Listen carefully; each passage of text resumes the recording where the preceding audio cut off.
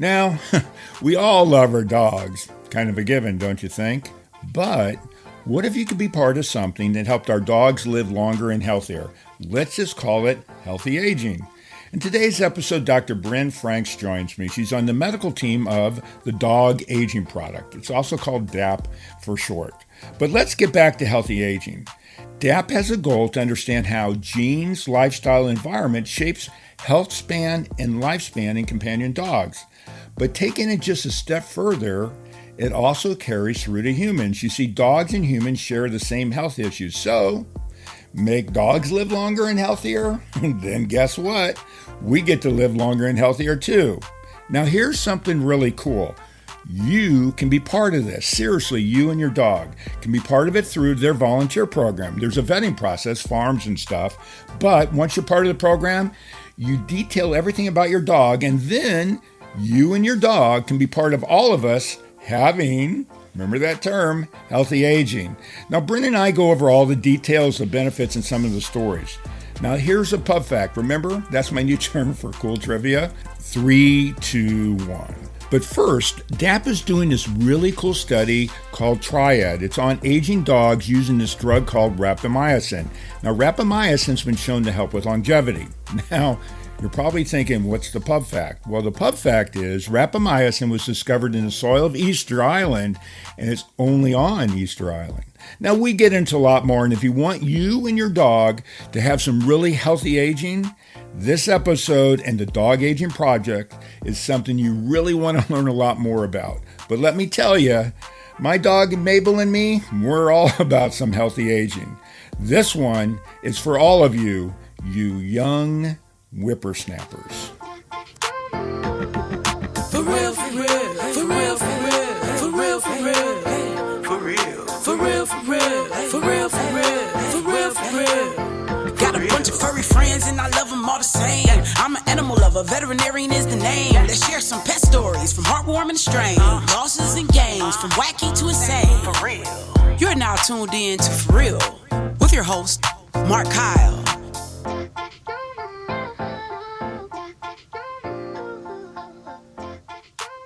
Hey everybody, and welcome back to the For Real Podcast. Today we got a really fun one, and it's a neighbor right across with the best football field name in the world, Kyle Field. We have Dr. Brynn Franks here on the show, and we're going to have a great time. Welcome, Brynn. Hi, thanks for having me. Well, this is going to be a fun one. I'm really interested for a variety of reasons on this one, but I want to talk about you first, what I want to do, and find out your background, where you come from, all that kind of stuff. And then we'll dig into the dog aging thing. So let's talk with you. I know you're from Oklahoma, but let's go back to Oklahoma. You growing up, and I'm assuming you were always an animal lover or whatever, and just I'll let it go from there. Yeah, I have always been an animal lover. We've always had usually around 2 dogs in my household with my family. And originally, actually, funny enough, I didn't want to be a veterinarian. I saw the animals and I loved seeing them happy. I didn't want to see them injured or, having issues. And I was kind of scared of veterinary medicine initially. And then but I always knew I wanted to do something in the medical field. I wanted to help people, whether that was through animals or people themselves, and decided to shadow a veterinarian back in undergrad. And she was a veterinary surgeon. At that point, I didn't really know that there were so many options within veterinary medicine to specialize in and to, it's very parallel to human medicine. We have internal medicine, we have oncology, we have surgery, we have ophthalmology, all of these things that I guess we had pretty healthy dogs growing up. So I never was introduced to those specialties. But once I did get introduced to those, I realized, oh, there's a lot more to veterinary medicine than I initially realized. And helping people through their animals is actually fascinating. And I get to be the person to help the animal. I see them sad, but I get to make them better, hopefully. And so, that was a big change in my career, pursuing veterinary medicine at that point. I went to undergrad at Oklahoma State University and stayed there for veterinary medicine. So I was there for 8 years at OSU. Loved it, but was ready to get out. So then I pursued a rotating internship, which is an internship that's mostly focused on emergency medicine, but we also do all of the other specialties and things that you're interested in. So I really gained an interest in ophthalmology, and that was at Virginia Tech. And then this year, I'm currently at Texas A&M doing a research internship with the Dog Aging Project, which is why I'm here today, and hoping to get further training in ophthalmology as my career goes on, whether that's an internship next year or residency, and hopefully specialize at some point. Let's talk a little bit about ophthalmology, what you want to do specifically with dogs. Let's talk about dogs since you're doing that. Let's get into that a little bit too, because that's kind of fascinating. And I think people who are listening, they don't realize there's specialists in that too. So let's talk a little bit about that. Yeah, I mean, it's really cool. It's just like if you were to go to your human ophthalmologist.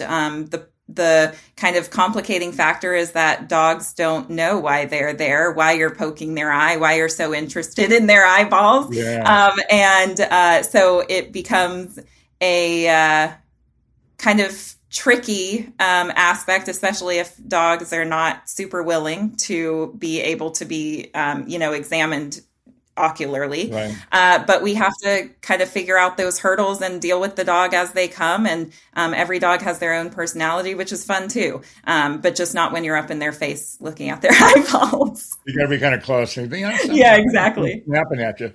Yeah. Hey, are they doing, like they do in humans? I would assume, I know you can't measure a dog. You can test it, but you can't have them look at a chart or anything.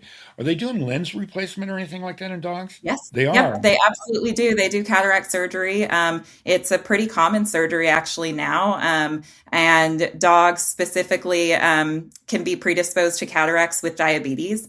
And so they can develop cataracts pretty quickly. And a lot of times those are the dogs that go through cataract surgery.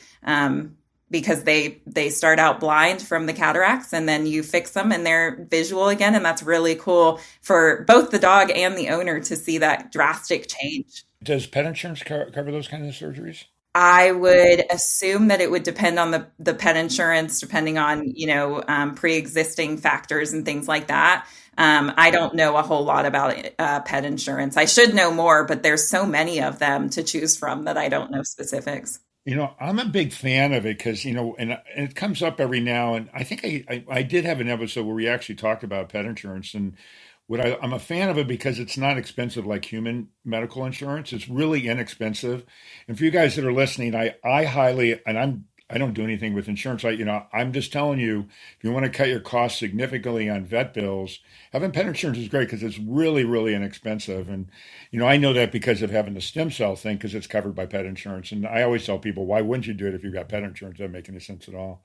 Right. It definitely, veterinary medicine becomes an issue on financial side. And so a lot of times we end up doing things for dogs based on finances versus what the dog actually needs. And that's really tricky for everyone involved, including the veterinarian, because you want to help them, but you can't do exactly what you were taught in school, right? And so when the financial burden is taken away, that creates a big... Yeah, it gives a lot more freedom for both people, for the pet owner and for the veterinarian to be able to do the things they really need to do. Absolutely. One of the things I wanted to tell you, I went to another OSU in the same colors as you guys. I went to Oregon State. Nice. And we were orange and black. Yes. Yeah, so we have something in common. We're the OSU people. It's funny because every time I look up, even when I was in Stillwater, Oklahoma, where Oklahoma State is, I would look up, OSU because it's a lot easier to, spell out that way than Oklahoma State. Sure. And the OSU, Ohio State, would come up. Yeah. And I'm like, I'm even in Stillwater, Oklahoma. What is going on?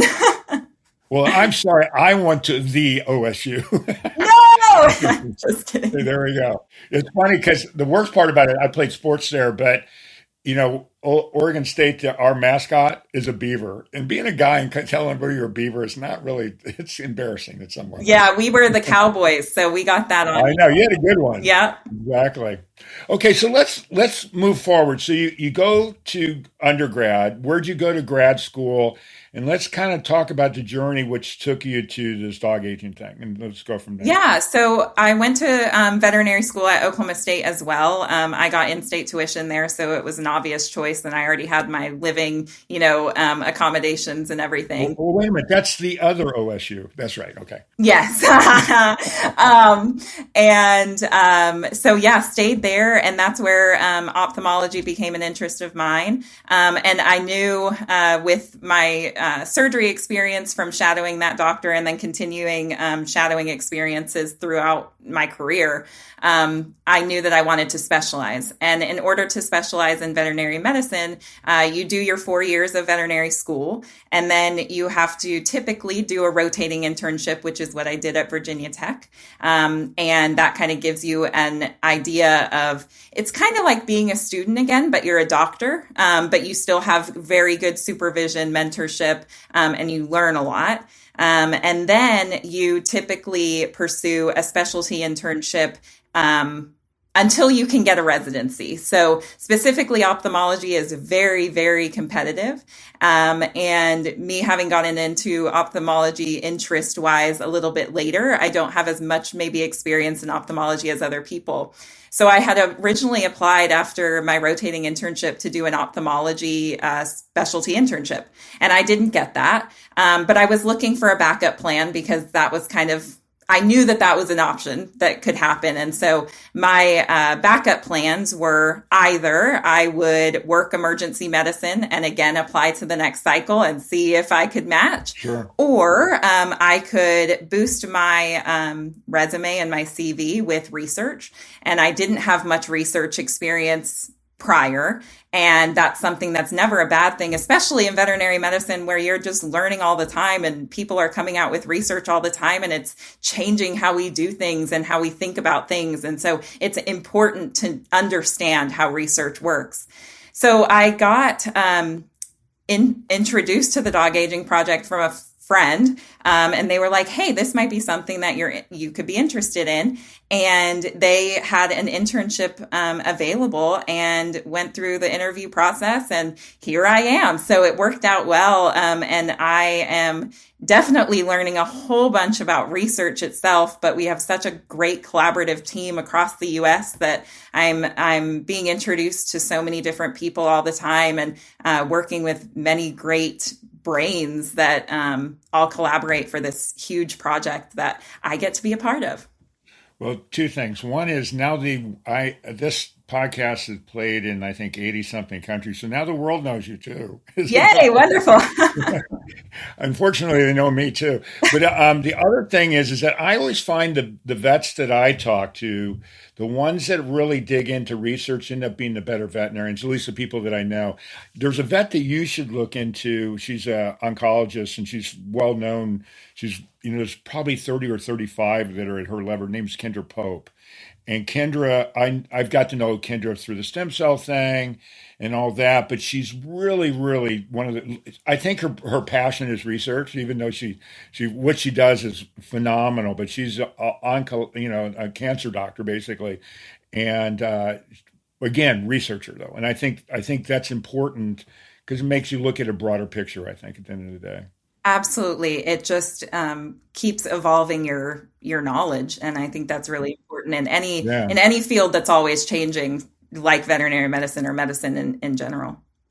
Well, another thing that I've learned, because I deal with veterinarians all the time on with the stem cell thing, is generally the doctors that I work with were either researchers or have been practicing for a long time. It's because with this and being willing to look at different things, because generally when people are fresh out of vet school and practicing, they only do what they learned in school. They're not really willing to really expand because they don't know what they don't know. So they're not willing to do anything. And I was shocked when I got into this side of the business is that I always had new people who want to try out new technologies, and a lot of them are afraid to do that, which is really unfortunate in my opinion. It's kind of surprising. Yeah, I think a lot of veterinarians, we get a lot of knowledge from our continuing education requirement. Right, and so that keeps everybody at least a little bit, more on the cusp of what's going on in our profession. But yeah, coming out of school, as a veterinarian, you can go straight into practice. You can perform surgeries. You can do whatever you feel comfortable doing. Right. For me, I just wanted more Right. education and supervision prior to taking that step. And then specifically my ophthalmology interest just requires me to do those things. So Yeah, sure. That's cool. For real, for real, for real, for real, for real, for real, for real, for real, for real, for real. And we'll be right back. My dog Mabel, she just loves to go running with me. And occasionally, though, she cuts her paw and ends up limping. And that usually means a vet visit. So here's a quick message from our sponsor, the ASPCA Pet Health Insurance Program.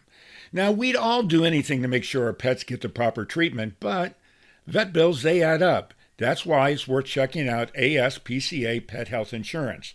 Their plans are really flexible, plus there's a little something extra for you in it too. When you enroll in ASPCA Pet Health Insurance Plan, you could get a $25 Amazon gift card. It's a little treat for you for doing something great for your pet. Now, to explore coverage, visit aspcapetinsurance.com/for real. That's aspcapetinsurance.com/for real. Eligibility restrictions apply. Visit aspcapetinsurance.com/Amazon terms for more info. This is a paid advertisement. Insurance is underwritten by either Independence American Insurance Company or the United States Fire Insurance Company and produced by PTZ Insurance Agency Limited. The ASPC is not an insurer and it's not engaged in the business of insurance. As a pet lover, did you know your pet can benefit from the incredible healing power of stem cell therapy?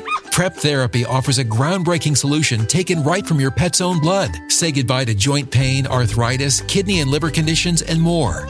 They'll experience faster recovery, increased vitality, and extended quality of life without the need for surgery or harmful drugs.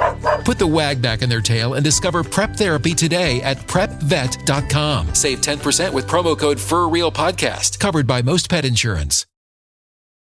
So let's talk about the dog aging project. So this is the one where you landed. Yep. So let's talk in generalities what it is specifically, and let's talk, and then we'll dig into it more. We'll do a little bit more micro versus macro. Perfect. So yeah, the dog aging project, we refer to it as the DAP, D-A-P. It's quicker and easier to say. It is a community science project. So across the United States, all 50 states, we encourage owners to sign their dogs up for this dog aging project. And it's basically survey based.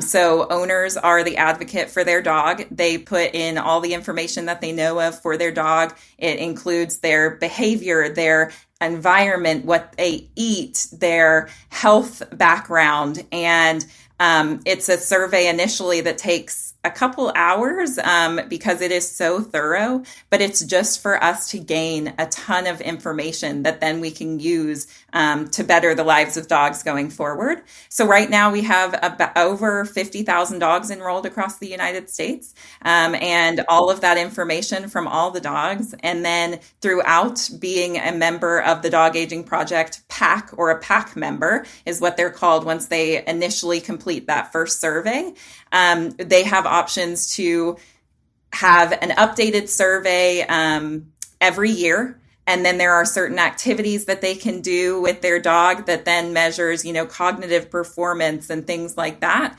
And then at the end of their life, they have a survey as well that we can give to the owners that captures kind of the changes that happened within that last period of their life. So again, it's all survey based. It's a ton of information that we gather, and it is fun for every person to have the option to be a scientist and contribute to ongoing research. So do they have to be a specific age to start or not? No, they can be a puppy, they can be a senior, they can be whatever, they can be any size, they can be intact or sterilized, they can be any health, they can have cancer, they can have no problems at all, they can be healthy. We take any dog. The big only requirement for the dog aging project is to have a pretty good idea of the age of your dog. So that way things are accurate. Right. So, and then I understand that part, but do you also work with their veterinarians if they're getting like regular shots and all that kind of stuff? I mean, Sure. So yes. So again, the first part of being a part of the dog aging project is the owner filling out that long survey that involves all the aspects of their dog's life, including the owner's life. And then after that, if they feel so inclined to upload vet records, then we have those on in our database, and we can utilize those for further research, as well as have the owners now be more available to be in other parts of the project. So that first step, the big survey, they become a dog aging project PAC member. After that, they can become a part of different cohorts or groups within the dog aging project, depending on their vet records. So, do you guys remember me talking about wormholes? Here we go. Have you ever done any project with like I would think kind of like maybe middle school or high school, and getting like a science class that had with kids that have dogs that they could actually participate in as their dog gets older, the kids get to do and actually learn be like you said early on, you get to be a kind of a scientist a little bit. It would be kind of cool to partner with a couple schools, and if they've got dogs, kids get to volunteer like an extra credit thing or whatever. And they could do it with their parents if they have a hard time filling out their original form, but participate then and watch that. That would be a cool thing to do. If you guys haven't done it, I think you should do it. And there we go. Very, very interesting idea. I think because these surveys are owner based, we don't know who's filling out the surveys. It could be the owner, or, the child, or maybe the child has input on the survey. Who knows? So maybe that's an aspect where they're being a part of this. But I hope owners as well bring their children into being a part of this, or know about the dog aging project in general, because it's such a unique opportunity. One of the other components of the dog aging project is that we only allow one dog per household to be a part of the dog aging project. And that is just so that we don't skew data in any way, because two dogs, are in this house that have the same environment, and another dog is in a different house with a different environment. And so we just want to keep things equal across the playing field. Right. So I'm going to kind of sketch it out what I think it is. It's what I think in my mind what you're doing. So what you're doing is you're looking at any type of dog. It could be rescue, or it could be a purebred or whatever. Then you're looking at the health of the dog. I'm just guessing what is on the farm. You're looking at the health of the dog. You're looking at, I'm sure, social economics as well, I would assume. You're looking at environment, how they get exercise and all that. And you're compiling this in a database to measure health and longevity, I guess. Is that what you're doing? Yeah, all of the above. And it is also data that is available for the public. So you have to get permission to access the data, but it's available for the public to then be able to, if they have an interest in a certain aspect, we have so much data that they're able to then form conclusions and do research based on that data that we have. Now, how long ago did it start? It started, I believe, back in 2018. So you've got roughly, 7 years for sure, 7 full years, and going on 8. So have you guys come to any conclusions? I mean, how long is the project? 10 years? How long is it going to be? How long are they going to do the project? I don't know that there's an endpoint. Okay, cool. Yeah, I think it's just for as long as we can, gathering data and then doing research on that data. And again, you're really looking at both the health and longevity, and you're looking at you're trying to optimize everything basically at the end of the day, right? So you're looking at. Yeah, a lot of times what research focuses on is typically a pretty similar group of dogs in an environment that is very well controlled, that you change one factor. And so then that factor is being changed by whatever you implement.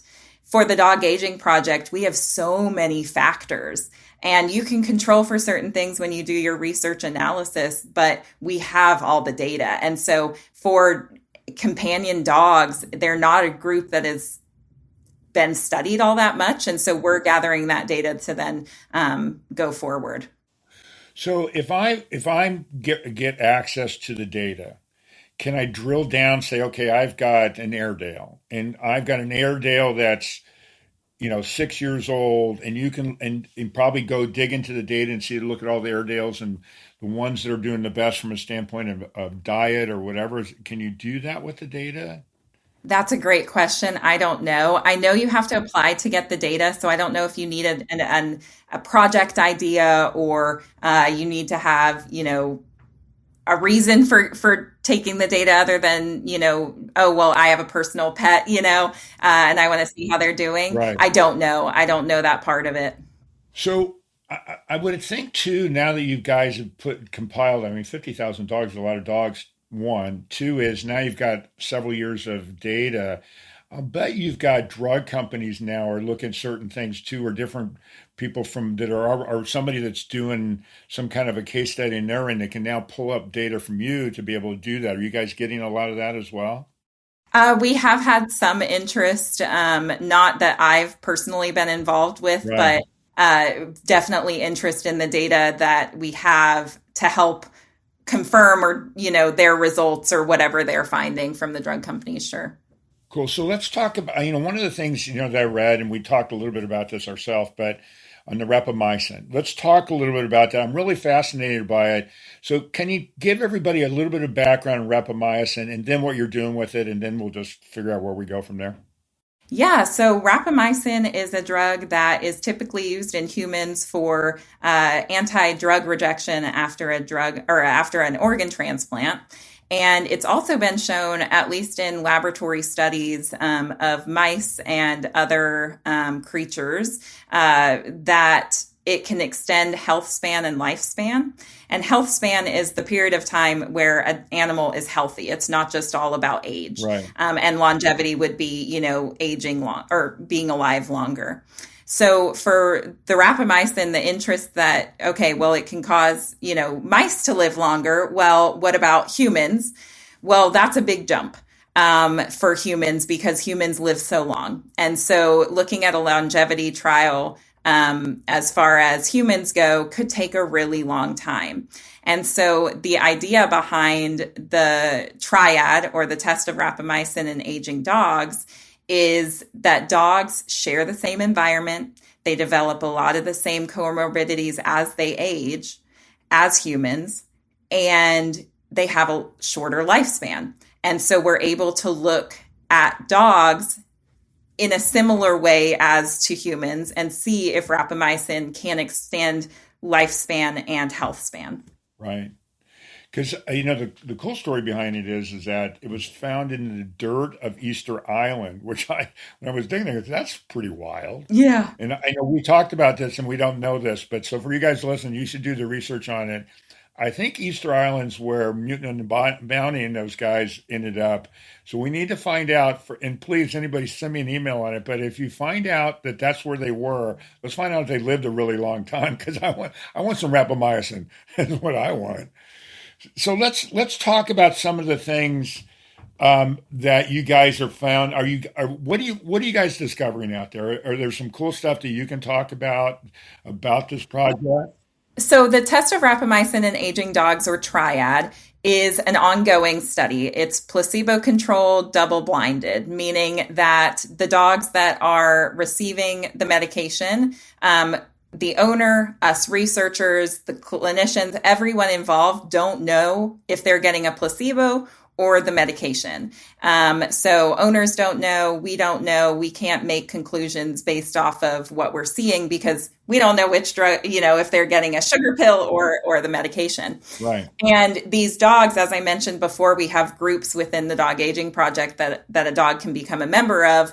This is one of them. So if the owner fills out the first survey, they provide their veterinary records, the dog is 7 years old or older. The dog is overall healthy. The dog weighs between 20 to 44 kilograms and is sterilized. So for this group, we need them to be sterilized. Then they go through the process of becoming a part of Triad and becoming a part of this clinical trial. The clinical trial is a 3-year period. So for 1 year, they get the medication. whether again that's the placebo or the actual drug. And then we follow them for 2 years after that to see if there's any lasting effects. And these dogs are older when they enter the trial, so we have had some pass away as well, and that was to be expected. So I'm just kind of thinking this through. So for guys that are listening, so what you have to keep in mind is that animals, dogs, have the same diseases that we do. So there's all this correlation. Part of the study is to look at dogs, but to carry it through to humans from a longevity standpoint too, quality of life and all that. And the reason why and you choose dogs because dogs don't live as long as humans, number one. And because you guys aren't, I know, unless you've started it, I don't think you're doing cats yet, right? No, dog aging project. Yeah, exactly. Well, that makes sense. Oh, thank you, Mark. Oh, now I'm really making me a happy dummy. Anyways, when you look at this, it's smart because because it's a short period of time, and what's interesting I always find is that when you look at human case studies for a drug or whatever you're doing, you got thousands of people that do it. When they do case studies with dogs on new drugs, it's like 6 dogs. It's crazy how much smaller it is.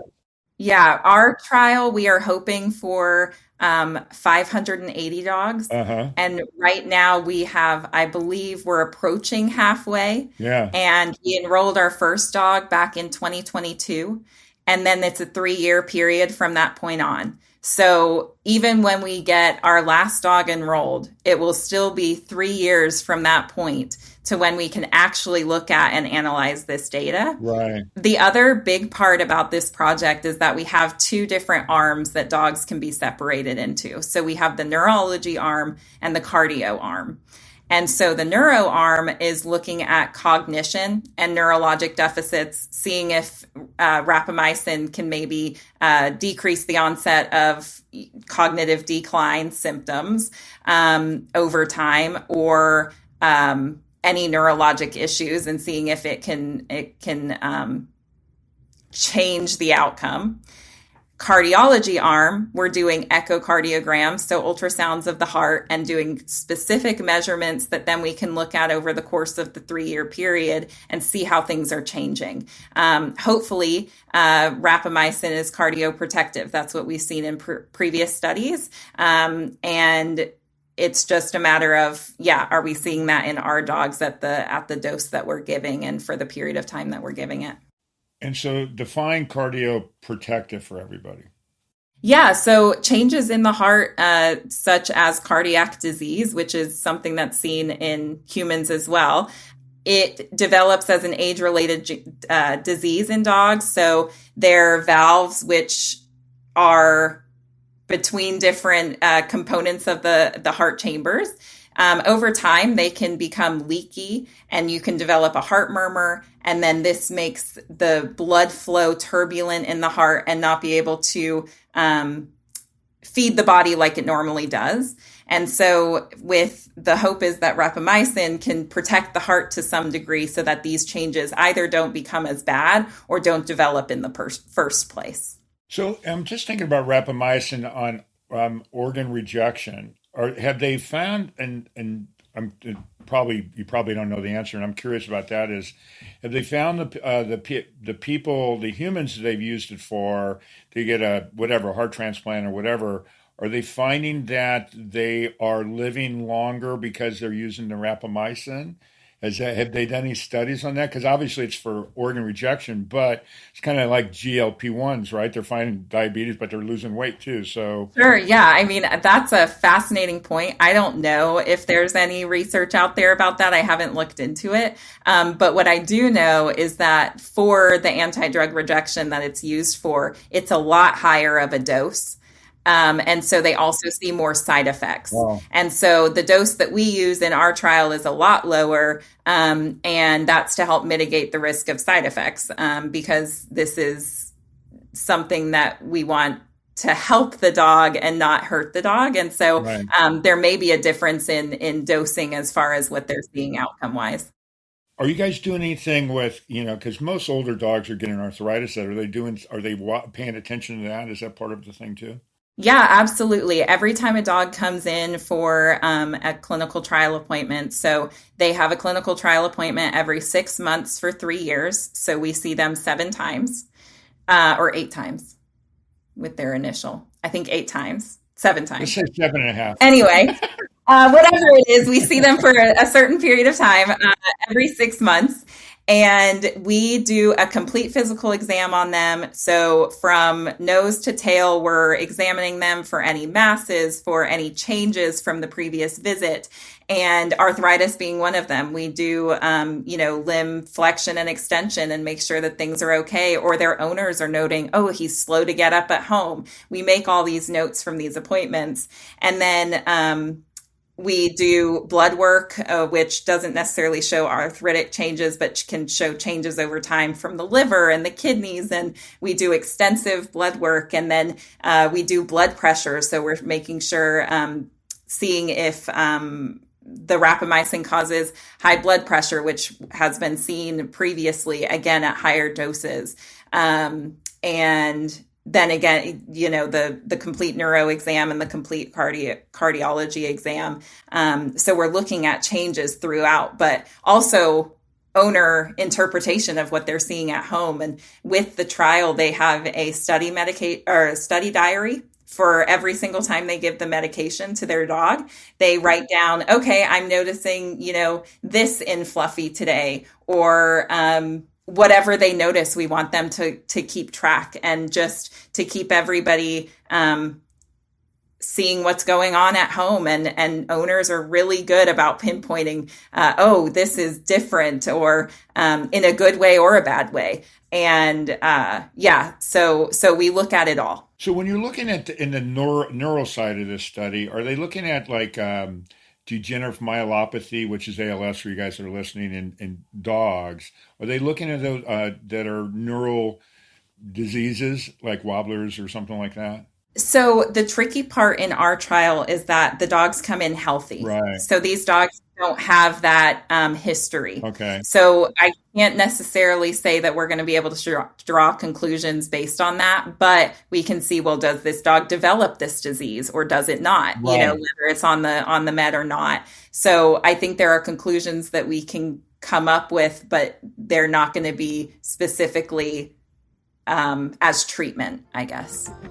For real, for real, for real, for real, for real, for real, for real, for real, for real, for real. And we'll be right back. As a pet lover, did you know your pet can benefit from the incredible healing power of stem cell therapy? Prep Therapy offers a groundbreaking solution taken right from your pet's own blood. Say goodbye to joint pain, arthritis, kidney and liver conditions, and more. They'll experience faster recovery, increased vitality, and extended quality of life without the need for surgery or harmful drugs. Put the wag back in their tail and discover Prep Therapy today at prepvet.com. Save 10% with promo code FurRealPodcast, covered by most pet insurance. Let's talk about Great Danes. So Great Danes live a very short life, 8 years generally, somewhere around there. Are you guys looking at breed specific on stuff like that from a longevity standpoint? Why did they not live as long as other breeds? And is that a comparative thing, or is it just part of the whole big picture? Yeah, so as far as our rapamycin trial, Great Danes would probably not be included because they weigh more than our inclusion criteria. Yeah, because 100 pounds is kind of your max. Yeah. So they'd likely not be included. And like you said, the fact that they don't live as long, well, we need dogs that are at least 7 years old and healthy. So Right. that creates, a kind of a bottleneck there for that study. However, in the dog aging project, we absolutely have Great Danes. We have all kinds of breeds in there. And those are things that people can take a look at and do research on. As far as longevity goes in those dogs, yeah, it's common knowledge that larger breeds don't live as long as young dogs. One specific thing that has been looked at with our dog aging project data is cognitive decline. So similar to Alzheimer's in humans, and Sure. the side effects of this would be disorientation, or not recognizing people when they walk in the room, or getting up in the middle of the night when they normally don't, and just confusion overall. In the dog aging project data, the one study that I'm recalling, it was looking at that, and whether in smaller breeds do dogs develop this earlier than older dogs, or do they develop it at the same time, but maybe we see more effects in younger dogs because they live longer.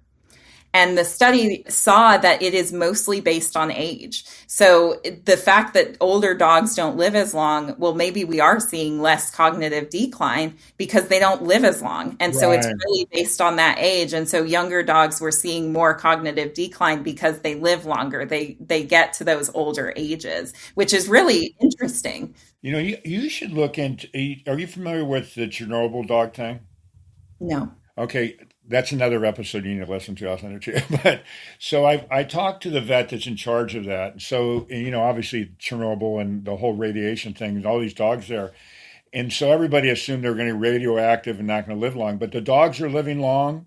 They do get cancer and stuff like that, but they're living a lot longer than everybody thought they would. It's really kind of a fascinating, because without before I even did the episode and without doing the research on it, I just assumed they didn't live very long, and that's not the case whatsoever. They're actually living just as long. Hey, I have a question for you. I don't know if you know this or not. Somebody just told me this the other day. I was talking to him. Do you know this person of mine said that dogs, where like retrievers years ago would live 20 years or whatever, but dogs aren't living as long as they used to. Is that true or not true? Do you know? I don't know that I can answer that, because we have more data these days that is probably opening our eyes to how long dogs are living than we did 20 years ago. Um, but there's definitely been changes. And again, I think this is where the dog aging project is really neat, is that, Right. okay, well, if they're living, a shorter period of time, why? And it's the same environment that their human is living in. Right. And so looking at all those different um, points of information and seeing, okay, well, what has changed? Why are we seeing shorter lifespans? Well, that's what I think so fascinating about this project. It's funny is because, animals take on human energy, right? And animals really can do that. There's, especially horses, obviously, when all the treatment that they do with that, but dogs can too within a certain period distance.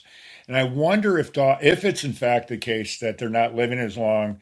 I'm wondering if it's the fast pace of people living now and the stress that people have with all the technology from social media on whatever that may be, and the stress that people have. And I'm wondering if they're actually taking on some of the human stress that people have now, because faster pace, doing more things, not stopping and smelling the rose kind of a deal. Sure. You ought to tell your people you work with and find out if that's the case, that they're not living as long. I think it'd be really interesting to see that out. Yeah, I mean, and we definitely see changes in dogs' behavior. Like, look at COVID. Right. So many dogs, including mine, I adopted when during COVID to keep me company, but also, to save him from his situation. But we know that those dogs that owners were home all the time, well, a lot of those have developed anxiety. Right. And, when their owner has to go to work, they're not used to that. So we definitely see behaviors change in response to owner behavior. This is cool. I love the idea. I love the whole concept. Anyways, you want to hear something interesting? So I had an episode that came out this week. It was on giraffes, and typically they find that like dogs, companion animals, don't live as long if they're just free ranging, and the reason being is diseases and get hit by a car or whatever. That actually giraffes, they're not quite sure how long they live. One, because they haven't really, there's not a lot of information out there, and this one organization's doing that. But the other thing is that the giraffes in the wild live longer than the giraffes that are in captivity, like in zoos. And that's the only animal I've ever heard that actually lives longer So we all got to get our draft. We got to get our inner draft in us to live longer. But I thought it was really fascinating because I always assumed when you hear of, like if when you see a study on whatever wild animal that's in a zoo, if you they say how long it is, it's because they've lived for a long time, they've been fed and all that kind of stuff. But a giraffe lives longer in the wild. Absolutely. And yeah, that's fascinating. Fascinating because when they're protected by humans, we typically have, preventative medicine that we use, vaccines and all these things that influence their lifespan.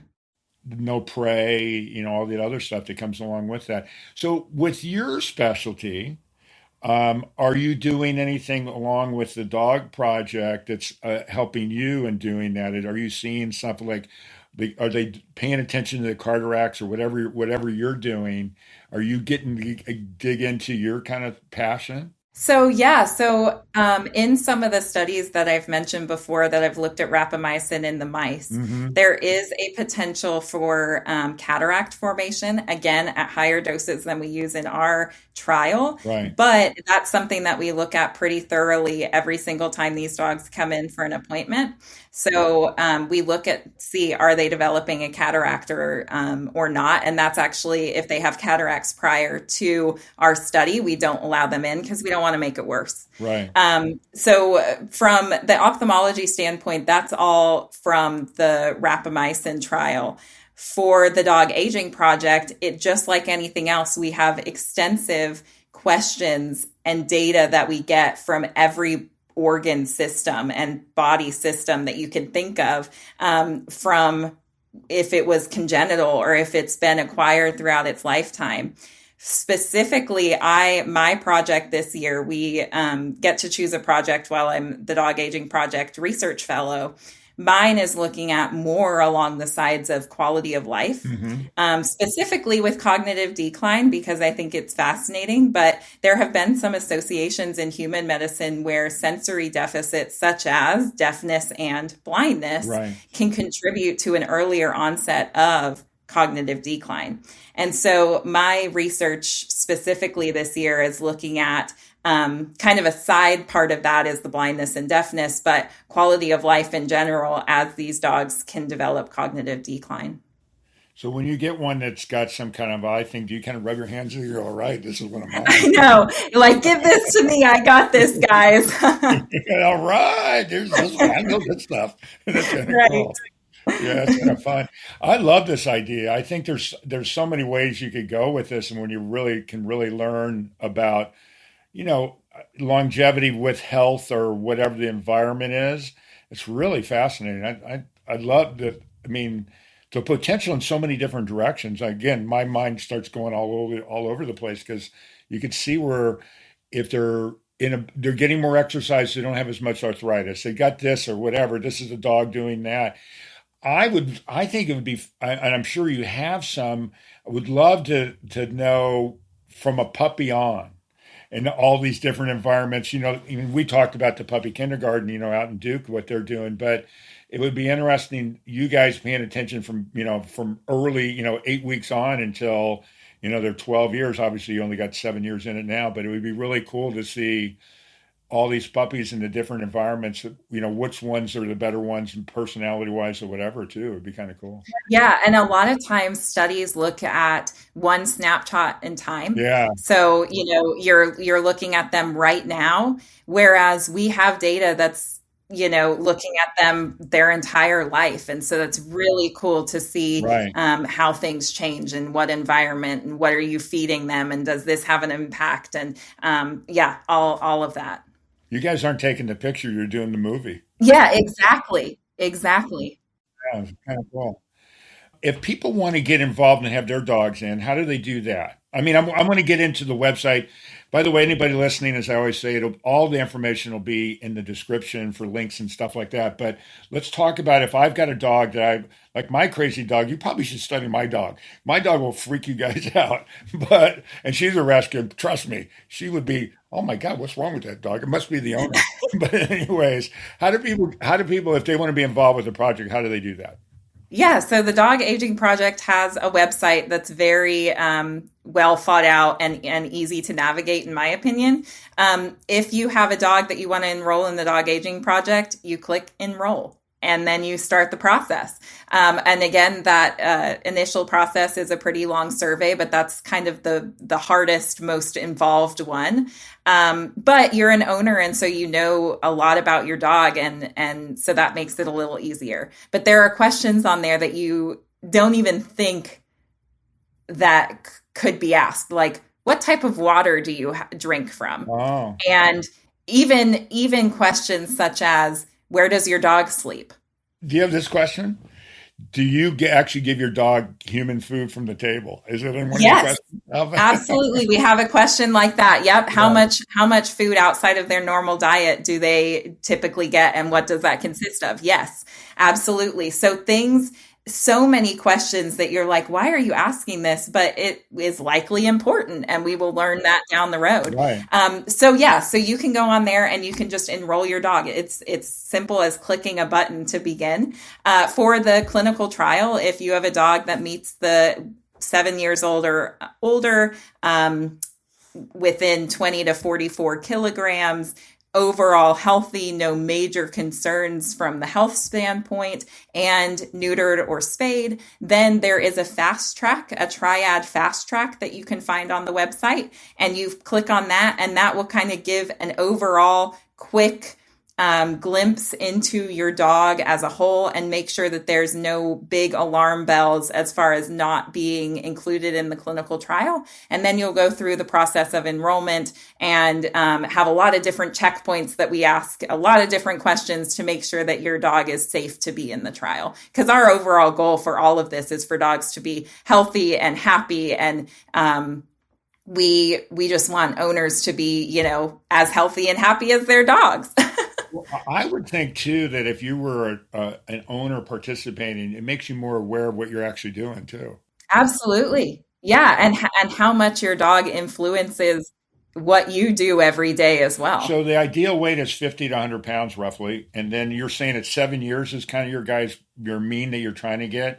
That's because you're trying to get the later years of their life to see what that is, right? As they start to develop different things. Yeah, absolutely. And the one of the previous rapamycin studies, again in mice, shows that rapamycin, even given mid lifespan, can extend their lifespan. So that's why we didn't go with younger dogs. And again, it's to facilitate a quicker look at their longevity, as opposed to looking at them from puppy to adult.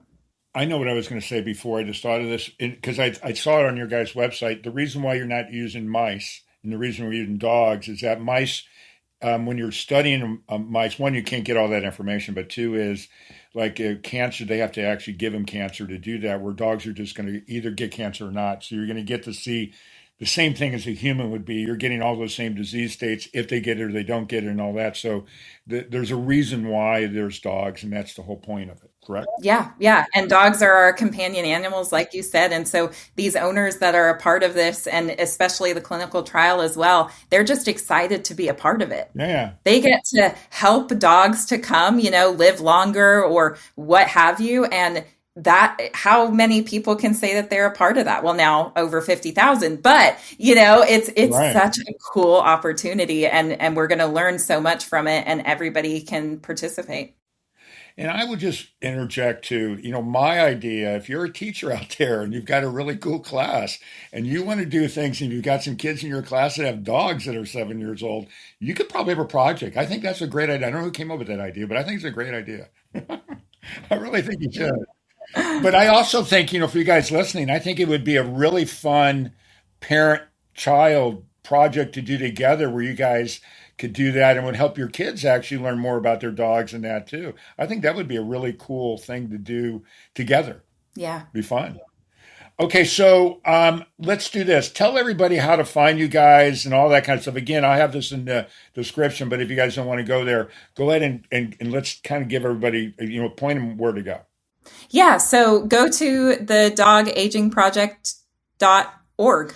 That's hard. Are you guys on social media too and all that kind of stuff? Yes, we are. We have a pretty big social media outreach, and we are on Instagram, Facebook, TikTok, I believe, even. And we'll post things every now and then. You'll know when surveys are up for owners, to keep you in the loop, because a lot goes on in our lives, and so we want to make sure that everybody has the opportunity to do whatever they're able to do within the project. And yeah, we just try to have more owners join and keep up with the ones that we have. And I'll bet you all those owners that are participating in the program are all followers on social media too to see what's going on. That's kind of cool. Yeah. Smart. Okay, so we're at that time of telling a joke, but everybody, as I always say before we do this joke, Brynn's going to go ahead and do this one. But as I always say, if you want to be on the show, if you've got kids, nieces, nephews, grandchildren, or you just want to be in the show, if you email me at mkyle@forrealpodcast.com, I can tell you most guests, and I know me for a fact, would love to have you on and tell the joke, and I think it would be really fun to have you on there.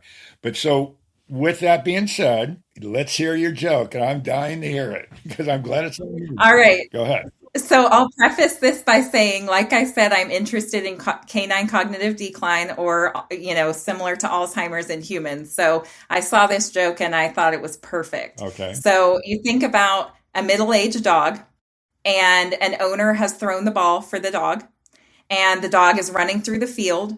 And then there's a thought bubble above the head of the dog that says, wait, why did I run in this field? That's a good one. That's a great one. Matter of fact, I do that every day. I get to the gym. I'm starting to worry about myself after this conversation. I'll be in the gym. I'll be doing some work, and I go, was that 8 or 7? I can't remember what it was. I totally forget all that. I know. And the funny thing with dogs and aging, well, I say funny, kind of sad to me, is now my dog is around 10 years old, 12 maybe. Mm-hmm. And dogs just make it so obvious. They get gray on us. They can't hide their aging. And the more that I learn about this, the more I'm like, oh my goodness, I'm noticing things that I'm like, no, stop aging. I don't like it. I want you to live forever. So. Yeah. Well, here's one for you. I'm going to give to you just because it's an aging one too. So what do you really call a dog that that can't hear very much, an older dog that can't hear very much anymore? I don't know. Selective. Oh my goodness. Okay. First off, thanks so much for doing this thing. It was so fun for me. I hope you had fun. But I really appreciate you taking the time to be on there. And for you guys listening, get your dogs into the Dog Aging Project. I think it'd be cool. Yeah, thank you so much. Thank you. And then for everybody else who's out there listening, several things. One is keep following, listening, all those kind of things that I need you to do. The more people that I get doing that and then follow this thing, I'm able to get good guests like Brynn here. But it's really important to get you guys on there. But more importantly, really, from the bottom of my heart, thank you so much for listening. For real. That concludes this episode of For Real with your host, Mark Kyle. For previous and future episodes of For Real, listen via all major podcast streaming sites.